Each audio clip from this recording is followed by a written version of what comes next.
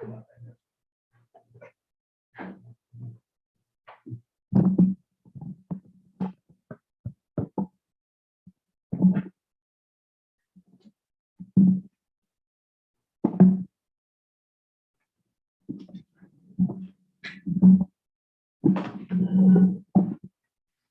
think we're ready.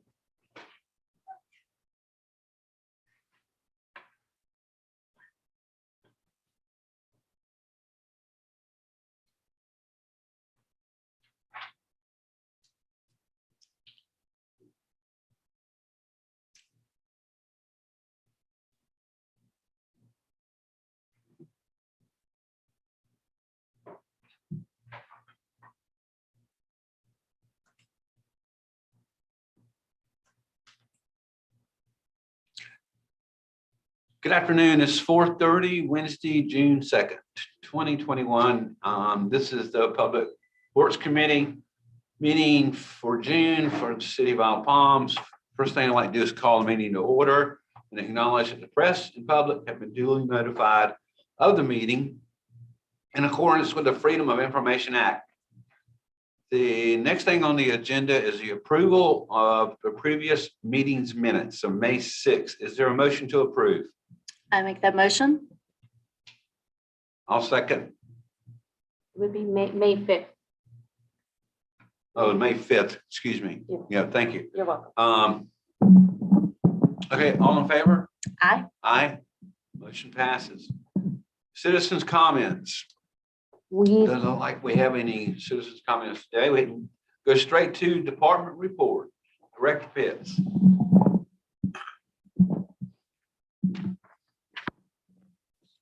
Good afternoon. For the month of May, the reports, garbage collection was a little bit low, but I think that was timing issues. I will tell you this while we're on the garbage. Wednesday of this week was the first day in 18 years that I've put out 6 garbage packers for collection. That was a first. And that includes the lack of Seagrove, where we have eliminated the backyard service and commercial dumpsters are now in place. So that was 90 cans that came out prior to Memorial Day weekend. But based on what I saw out there on Tuesday, I sent 6 trucks out Wednesday, and we got through at about 2:45, right, Robert? Yeah. So I think timing was an issue for May. You're gonna see probably a little uptick in garbage collection this month here. Yard debris was about on target from what the 3-year average is right there hovering about what we do. We had 45 tons of miscellaneous sent to Palmetto Commerce. The Memorial Day weekend, that Sunday morning, we had to bury a sea turtle at 2nd Avenue. And I've told you about the Seagrove already. The biggest thing for me this month was 2 huge hits on my vehicle maintenance. A $9,000 hit with the PTO gearing and transmission in one of my 08 truck. Also in that, another 08 truck was pretty much the front rear axle torque bars, complete rebuild of $17,000. So $26,000, 2 issues was a third of my budget right here at the end of the year. But things happen. This truck is in what I thought was in one of my better shaped trucks, but it just took a hit with the axle fail. Excuse me, Donnie, while we're on this, do you think that the budget and future budgets need to be adjusted? Well, I would have told you up until this 2 hits, no. Right. And I think this is an out of the box hit. I don't think that you'll see this trend. However, the cost of these trucks are going up. The metal's going up. The lack of parts and trying to get parts because of COVID is a problem. This truck was in the shop for 6 weeks plus, which was, thank goodness that it happened when it happened. I got it back. So now we're in the season. So hopefully we're, other than hydraulic cylinders, something like that, hopefully through the season, we'll be all right. The only other thing I have to tell you is next week begins twice a week garbage. And also it begins the summer once weekly recycle. So other than that, if you have any questions, I'm going to turn it over to Robert for his report. I don't have any questions.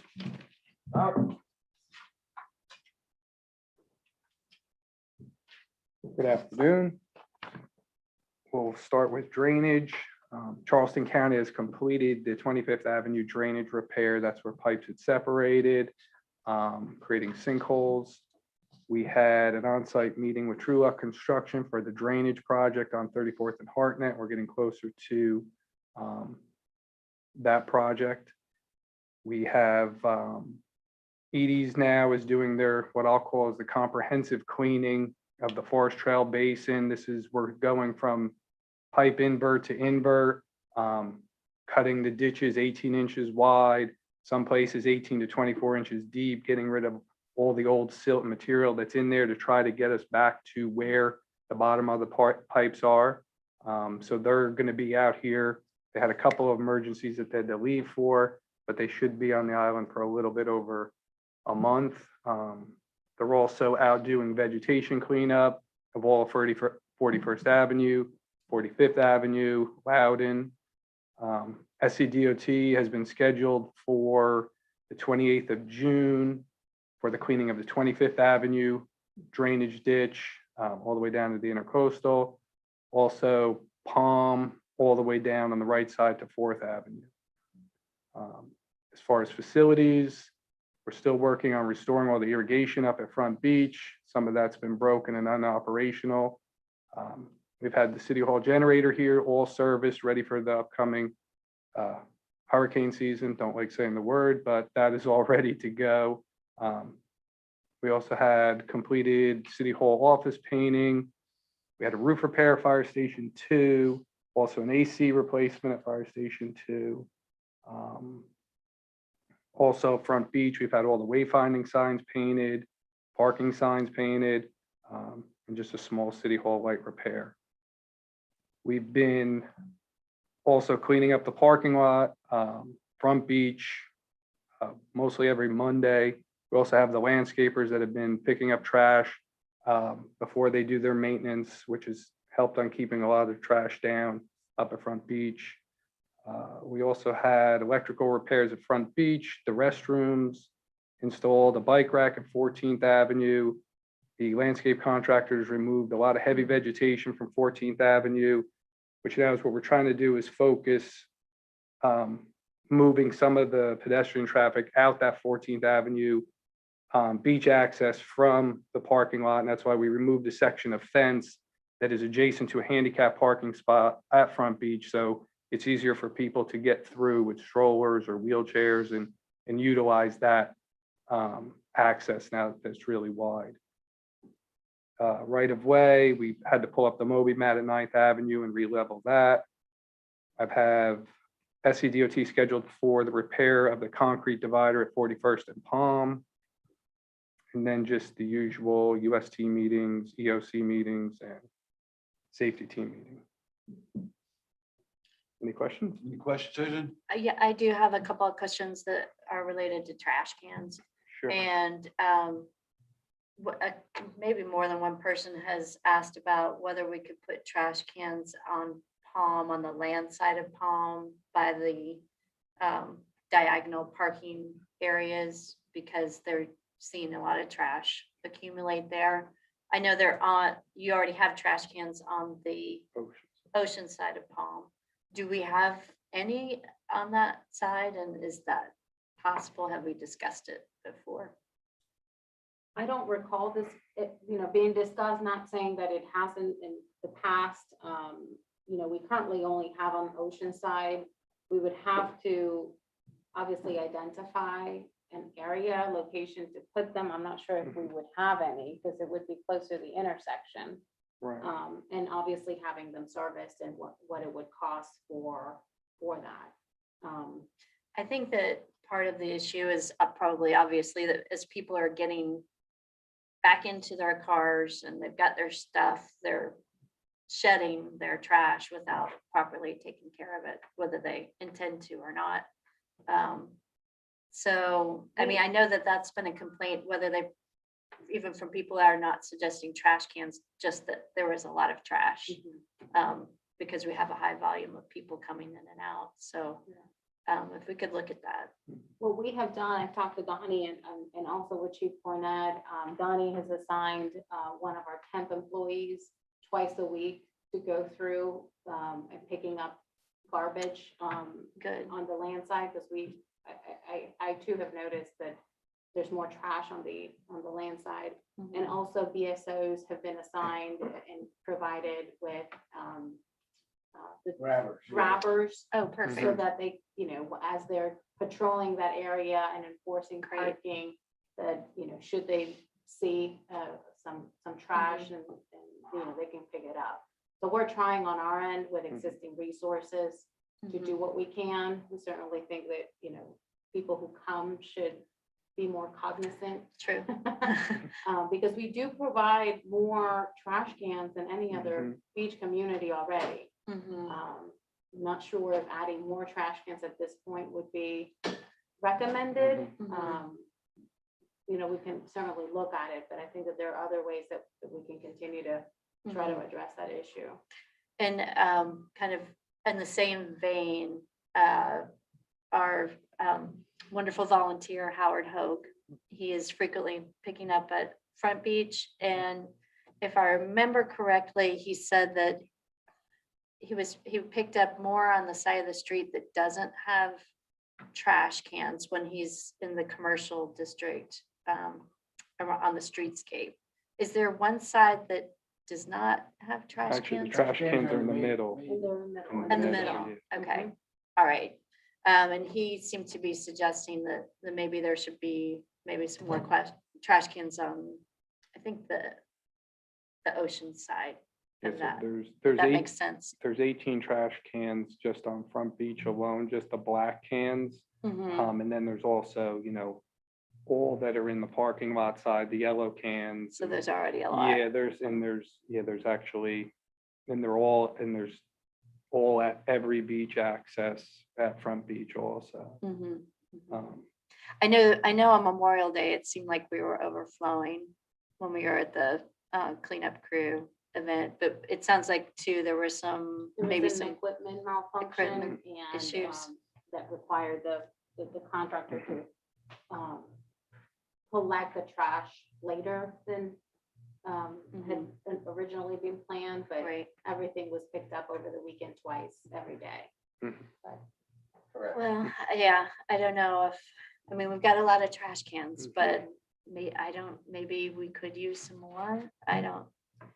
Well, we typically look at those beach access paths that are heavily, more heavily used.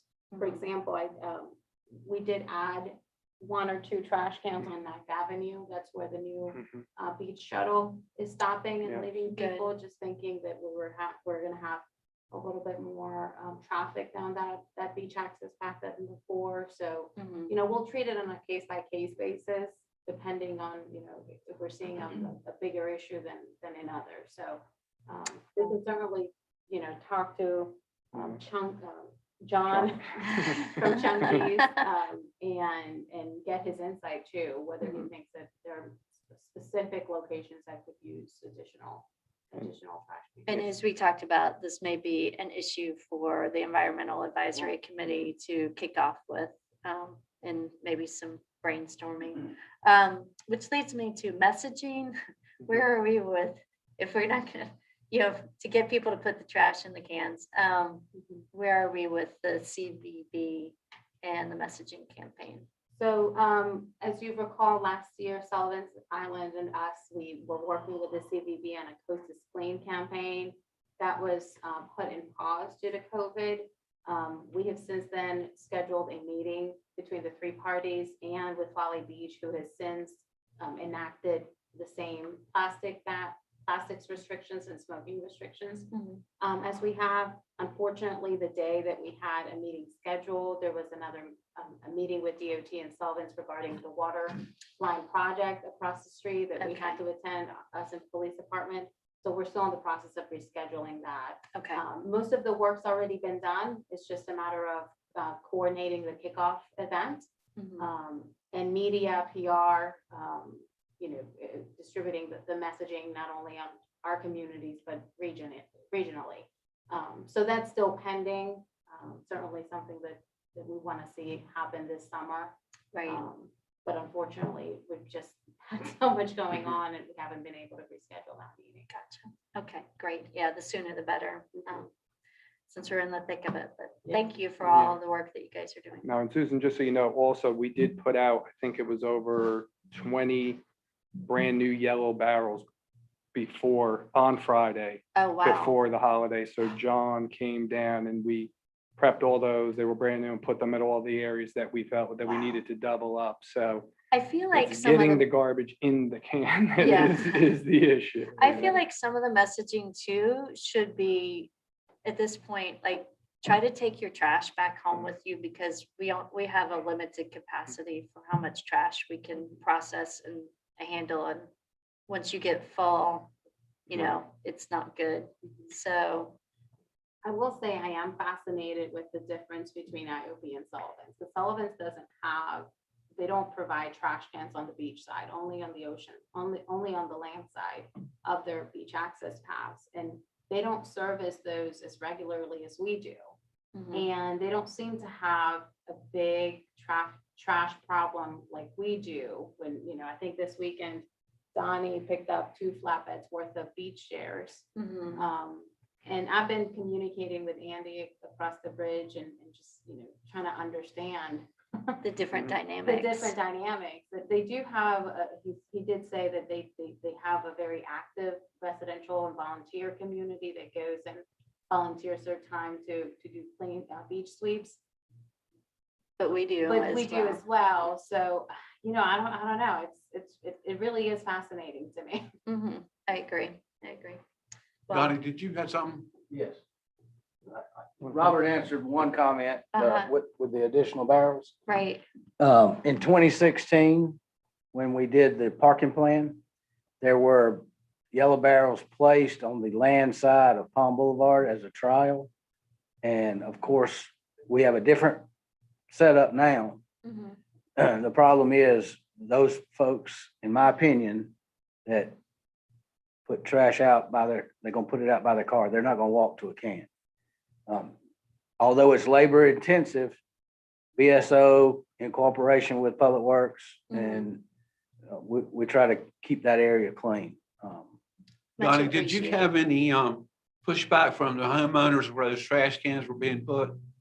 I would think that there On the might be. land side, Yeah. it was on a trial basis. I did not hear any feedback. And at that time, Bill Shutt was running it and there were still always empty barrels. Okay. Okay. So you All right, were thank saying you. you put the trash cans on the land side at that Yes, point, that was and in it didn't go. 2016 is when that Yeah, I took remember. place. I wonder at that point, were as many people parking on the land side? So in 2016, I don't think we had went to full parallel parking yet. We were perpendicular. Right. So we still had a pretty So- good volume of people on that So side. nothing had moved that far north as to what we did once we went to parallel on both sides. Well, I do think that having the BSOs picking up, that's a good idea, for So, sure. with them supplementing Public Works, and Mhm. naturally, Mondays and Tuesdays on a normal week is difficult for Public Works. Wednesday, Thursday, Friday, we can really reorganize, coordinate. Robert and I, we run Palm Boulevard all the time. If I see that need, immediately we can pull personnel and send them out there with the four-wheeler. Thank you. Okay. Enough talking about trash. Moving on. These guys have been busy. Trash talk. Yeah. Old business, update on phase 3 drainage projects, small internal projects, and Waterway Boulevard Path Elevation Project. I would imagine that you or Douglas. Well, I think both of will both give you all an update on Okay. where we are on all of those. I'll go ahead and start just letting you all know that the city has submitted the CTC C-Fund application to Charleston County. You all remember that this committee recommended and council approved the Waterway Boulevard Elevation Project and the Forest Trail Outfall Project. We won't know until in a few months whether those projects have been awarded, will be awarded. We have in the past, I think I've said this before, been awarded funds for drainage projects. So hopefully we are successful this time around. I also wanted to provide just a heads up and an update that Thomas and Hutton has been, as part of our funding application to Charleston County, I asked them to update the cost estimates for those projects. And just like we're seeing everywhere else, numbers are going up significantly. The Forest Trail Outfall Project, the cost estimate that we have been working on for the, from the very beginning, I guess, a couple years now old, was about $700, almost $800,000 for just that outfall.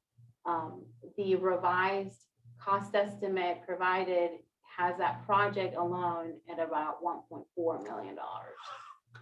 Twice as much. Twice as much. Holy smokes. There is a 25% contingency embedded into that cost estimate, but it's consistent with just material costs and construction costs going up significantly.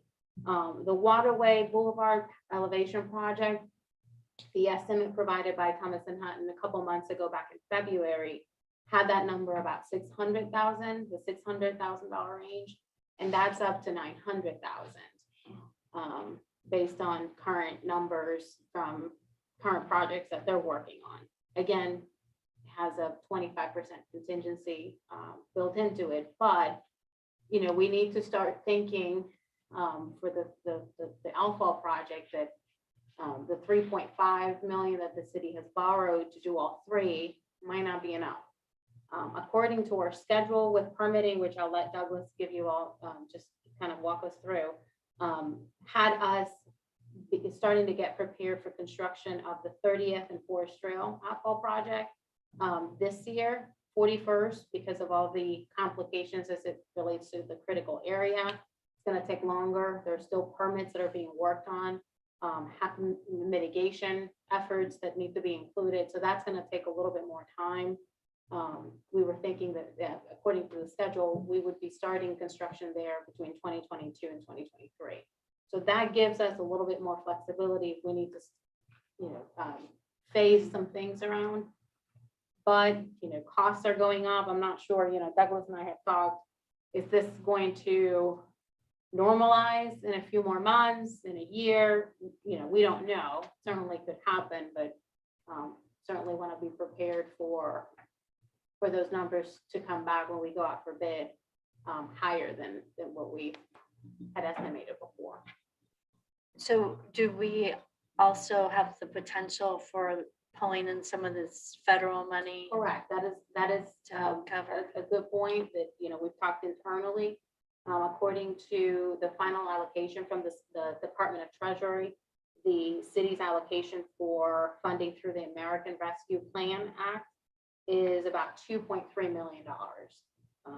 And obviously there's some guidelines associated with how those monies need to be spent, but infrastructure projects, water type infrastructure projects would be eligible. Once those guidelines are released, we'll be able to, refine them and make sure that we don't obviously run afoul of any federal guideline, but that would be a great opportunity for the use of those funds for these type of projects. I am worried that with this flurry of activity that pretty much every municipality in the country is going to be doing projects, that we won't see any downturn in terms of costs anytime soon. Mhm. But Certainly could happen. Douglas, you had something to add?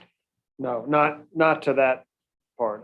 I'll give you some Okay. details as to where we are in these various projects.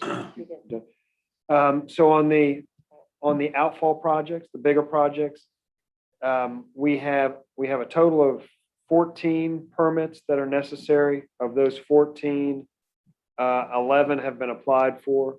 The 3 that have not yet been applied for are the 41st Avenue, which is Desiree mentioned, are the more complex, but also farther out.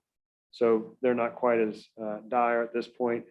Of the 11 that have been applied for, 1's been fully approved, 4 have been conditionally approved, and the other 7 are in various stages of, the process of being approved.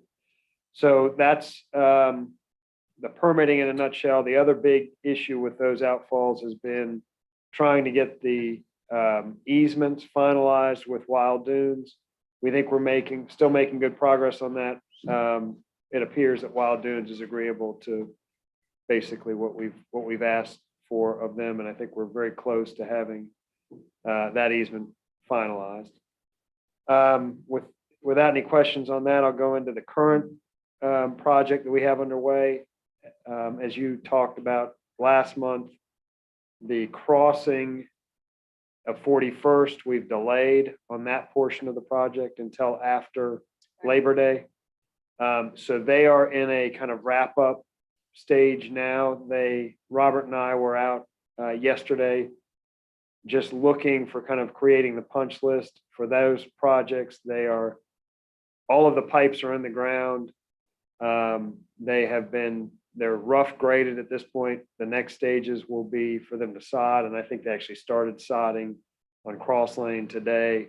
They will then move to Forest Trail and 32nd. And then once the sodding's done, the last thing of kind of buttoning up those projects will be paving. They've cut across on multiple spots, so they'll go back and do that paving. So with the exception of a hiccup on 41st, I think that project is coming along well and finishing up for the time being. Very good.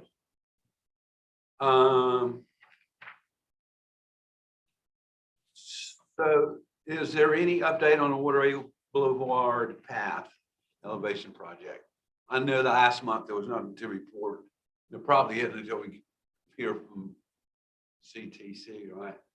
Correct. I mean, that's one application for funding. I think that city council left it last time when we had a presentation from Thomas and Hutton. We went into detail about what it would take. Right.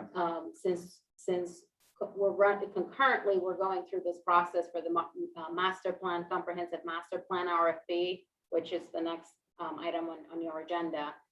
The decision was made to hold off on making any decisions on moving forward with the Waterway Boulevard elevation project until we get some feedback or a master plan done. There was also some discussions about whether or not the city would want to include it as part of the outfall drainage project, depending on how those bids come back. So city council hasn't really made a decision I about. thought we did take a vote on that. Did we not we took a vote on that, I believe. I don't. Or- I think the remember. vote was to include it for CTC. For CTC funding. That's, Yeah, that's what I remember. I would certainly go back and look Okay. at the minutes. I was thinking that we had voted to go ahead and move forward with it in the next budget.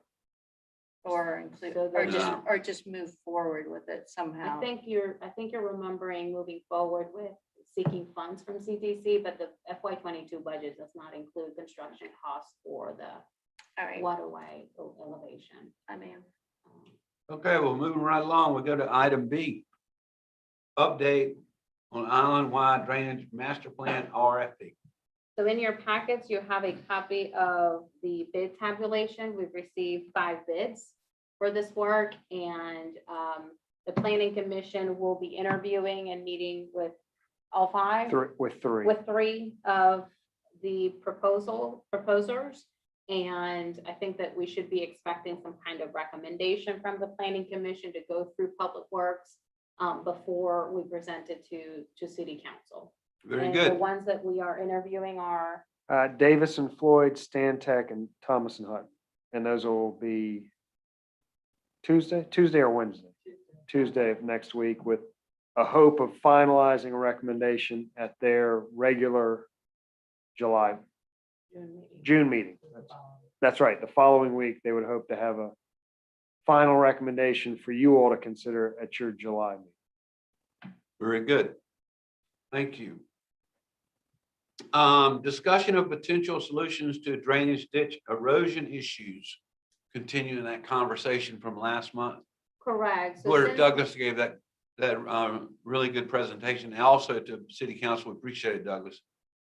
So- What's up? What staff has done so far is developing the guidelines that were discussed that could be provided to residents willing or wanting to do some improvements along their property line adjacent to a drainage ditch. A draft that's been created that we're bouncing around through internally through staff. The idea would be that these guidelines would be available, an agreement would be developed, obviously with, through the city attorney, that the residents would enter into with the city, that would spell out the requirements or the criteria that they need to follow with the installation of whether it's riprap or whatever the device we ultimately decide on, and would give perpetual maintenance responsibility to the property owner, but also provide the city the ability to remove it if we believe it's negatively affecting the system. So it's still being developed. Maybe next month we can have something, a draft presented to you all and for discussion and maybe some blessing. Very good. Just a comment on that. I was wondering, Douglas, if you were going to exclude sandbags from approved material. Well, so for the time being, and part of the challenge here is that none of us are engineers on the staff, obviously. So what we are trying to do is work between what Thomas and Hutton tells us is the kind of most dummy proof that we can't misadminister it. So, we're hoping that we're going to have a standard that, we know that this works. And right now, what they're telling us is the simplest is riprap. So I think that we would stay with riprap Right, because and not approve. I think there could be an opportunity if somebody wanted to do something different. It would be a little bit outside of the box, and we would then, I think, have to go to somebody like Charleston County or Thomas and Hutton to get their advice on it, which is kind of what we do now. It's a little disjointed. It's not a very streamlined process. So, so I don't know, quite frankly, I'm assuming that sandbags would not be, that ultimately they would break and put sand in the system, but we all remember 15 years ago, whenever it was up at Wild Dunes, and we had hundreds of sandbags floating down the beach. oh, and the front side, yes. Oh, yeah. Yeah, I know this is for the drainage ditches, but we don't need. We don't want any of those. Yeah, you might, I know they're the engineers and we're not, and you're Yeah. not, but you might want to say, we'd like to stay away from those if we could. Yeah, right now it is just riprap for, Okay, for that purpose. Just, it's simple. It's something that we feel like we can handle and inspect and well, manage the internally. environmental advisory committee would go nuts. With the sandbags, the plastic sandbags. Yep. Yes, Donnie. Jimmy, I'm gonna have to weigh in on that. Sandbags, from a maintenance perspective, Yeah, I would be absolutely against it. okay, good, thank you. Because, a heavy rain and they may fall in and not break up, but that still becomes a damming issue. That's a temporary solution and I would not be in favor of it. Good. would you, I know you made note of that, Nicole, right? I think that's very important. We heard from him Yes. and from Douglas. No Sam. The I ones don't of like us that saying were that here, either, for the record. the ones of us that were here. I actually don't- Remember it very well. I actually don't think, I think we should take a closer look at whether we need to be giving out sound bags during hurricane season. Because I don't know if they really do anything but make people feel like they're doing something about the potential of a hurricane. But it's Well, that's really a, not gonna that's a make good much point, but difference. it's a whole nother issue that Yeah. we might talk about in the future. Yeah. Okay, item D, update on the creation of the Environmental Advisory Committee. So as you all know, city council approved it last month, and since then, we've created a page on our website under the boards and commissions header, under government, explaining, the mission, the goal, and the qualifications, and requesting and seeking applications from interested citizens that want to volunteer. We're also sending an ad to the local paper for their next edition, so that we can put it out there. We've already distributed through social media, and we haven't received any application yet, but that was, we did that early this week. So the deadline for applications is June 30th. So we're giving a full month for people to submit an application. And, the plan would be, those applications would be reviewed, and maybe in the personnel meeting in July, the decisions could be made about appointments. So Very that, good. Council could consider them at their regular council meeting. Susan, do you have any questions? I do not, Okay. except I don't know if you have some Well, other concerns that you. wanna- So there was a little bit of lack of clarity, I guess, with what council had approved last month. The proposal was to have 9 members be part of the committee. For the record, I think that 9 members is too large. Large groups can easily become unmanageable, and consensus very difficult to achieve. Sometimes there are boards that are very efficient and will work well, but starting from scratch, I would have recommended that it would be 7 members. And part of the reason, all joking aside, is we have a tough time garnering interest from residents to serve on these volunteer boards. You all know, we go through this every year. In the past couple of years, we've had better luck, new people becoming interested.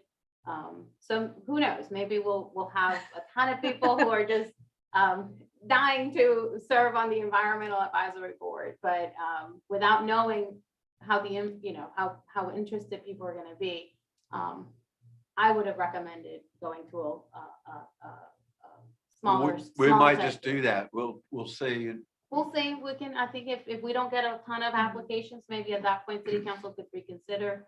So of the 9 members, I think how I interpreted it was that the city council liaison was part of the 7 members, plus the 2 students, totaling 9. But I think since then I've talked to Susan, and she indicated that the council liaison would be on top in addition to the 9. Would be a non-voting. Would be a member. non-voting member. So that would make the group 10, if you still stick to nine voting members of the committee. So again, I don't think we need to make any changes just yet. We'll see how people react to it. And at that point, if we need to adjust, we can certainly do so. Well, I was on a volunteer committee, the Accommodations Tax Advisory Committee, for I think about 10 years. If my memory serves correctly, very rarely did everybody make it to the meeting. But We had a tough time getting a forum, I remember. We still do. I mean, Yeah. we've had multiple meetings that had to be canceled, even after confirming attendance, people don't show up. Right. And it's a shame, because it takes a lot of work, a lot of hours preparing for these meetings. And so and that is something that we can, and make sure that we imprint on people applying, that there's gonna be an expectation of attendance, and if not, then we're gonna have to consider another person. Yeah. And this is going to be a every other month, 6 Correct. meetings, probably a year, Mhm. maybe 5 by the time you look at the holidays, but so hopefully a lighter lift for Mhm. people than if it was a monthly commitment. But to stress to them, they really need to make those meetings that we are having, for sure. Okay, very good. Well, the new business, and it's not on the agenda, but I wanted to ask Nicole if I could bring this up. I talked to Desiree about it. About making a decision to not have a meeting in July. Like we did for years, we take off December and we take off, unless there was an action item on the agenda, something we had to work on. That, can I bring that up now? I think you can have it, you can, yeah, you can do it under miscellaneous, Councilmember Ward, you're discussing your next meeting. The committee could decide to postpone or. Well, we're just gonna cancel it. Not, If yeah, we not don't, unless have- there's an action item that comes forward. Okay. Do I need a motion to do No. it? Okay, No, but if you, I guess, yeah, yours wouldn't. Well, so we plan to have a recommendation on Oh. the master plan in July, but I guess I'm wondering, well, could we just do that at Ways and Means or? I was gonna say, Ways and Means is fine. Well, but yours, so was the intent, let's see, so the intent was to make a decision on June 9th? Yes. Okay, so then that would take it to Ways and Means, which was the 15th, Well, I think the intent was for it to come here which would beginning of July, but I think if that meeting doesn't happen, we could just send just it go to directly to Ways. and Means. directly to Ways and Means. So then it becomes a question of, does this committee want to review it Right. before it goes to Ways? But I don't want to skip out on anything that we have a duty to, I don't want to hold anything up. But I'm But just the saying, plan- when we used to take off 1 month in the summer, I think recreation took off in June or something. Yeah, we're taking. It's June just off. an idea, but if there's an action item, then we'll definitely meet. Well, it's up Knowing to- that it's gonna go to full council anyway, Yeah, I mean, would you, any objection to it just going to Ways and Means to be heard by that whole committee? I'm good with that, and I'm actually out of town that week, so I would have to dial in virtually anyways. So, okay. For Ways and Means. No, for July 7th, Oh, if we met July 7th, Yeah. so. Well, unless I get future word from the administrator, then we are considering the July 7th meeting canceled. What is the first Wednesday in August, Nicole? Before? Then like to say that the next meeting date will be at 4:30 PM on Wednesday, August 4th. Unless something comes up, and you can certainly call a meeting Right. before then. Like, if we have to meet, we'll meet. Sure. But I'm just going back to, it's good sometimes to take a break. If there's no action item. Mhm. And we'll just plan on bringing whatever recommendation comes from Planning Commission this month. We'd be bringing that recommendation to Ways and Means Right. this month. Being very Not in well July. vetted, I might say, by the planning commission. Okay. Great, You're gonna like the recommendation, whatever it ends up being. They're all engineers and proving perfect. their worth, so Very good. good recommendation. All Good. right. Entertain a motion to adjourn. Make that motion? Second.